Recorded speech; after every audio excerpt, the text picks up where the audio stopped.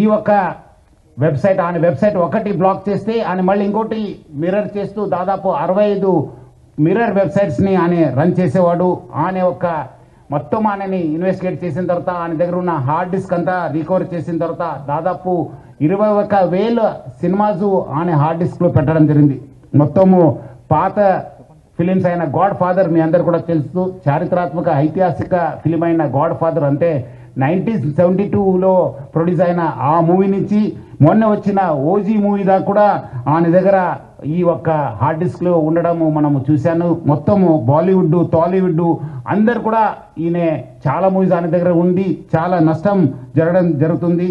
అదేవిధంగా ఆయన ఇప్పటిదాకా ఒక 20 crores సంపాదన చేశారని చెప్పి ఆయన వెల్లడించారు. మనం దాంట్లో 3 కోట్ల రూపాయలు మనము సీజ్ చేయడం జరిగింది. అది ఇంకా మనం ఆయన ఫైనాన్షియల్ డీటెయిల్స్, ఆయన మనీ లాండరింగ్ ప్లస్ ఏం చేశారు, ఎక్కడెక్కడ చేశారు, ఈ ర్యాకెట్లో మొత్తం ఏముందని తెలుసుకోవడానికి ఆయన పోలీస్ కస్టడీ కూడా మనం అడగడం జరిగింది. అది వచ్చిన తర్వాత కూడా ఇంకా మనము ఆయన దగ్గర ఉన్న విషయపైన మనం రాపట్టుకోవడానికి మా వంతు కృషి చేయడం జరుగుతుంది.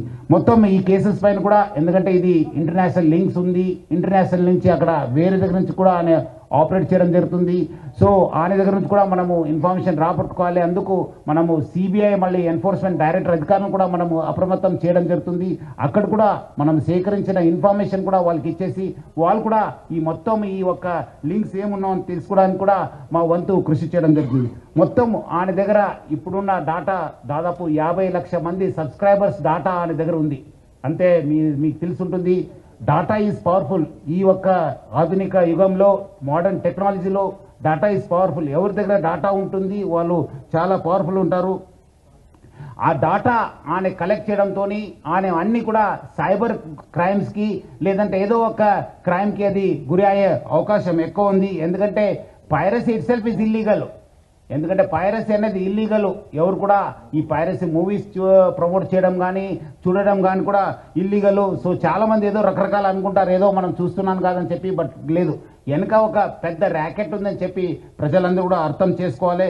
ఈ అన్ని కూడా మీ డాటా అంతా డార్క్ వెబ్లో లేదంటే ఏదో ఒక వెబ్లో మీకు అవైలబుల్ ఉంటున్నావు. అది సైబర్ క్రిమినల్స్ వాళ్ళు వాడుకోవచ్చు, లేదంటే ఎకనామిక్ ఆఫెండర్స్ యూజ్ చేసుకోవచ్చు, లేదంటే వేరే క్రిమినల్స్ కూడా మీకు ట్రాప్ చేసే అవకాశం ఉందని చెప్పి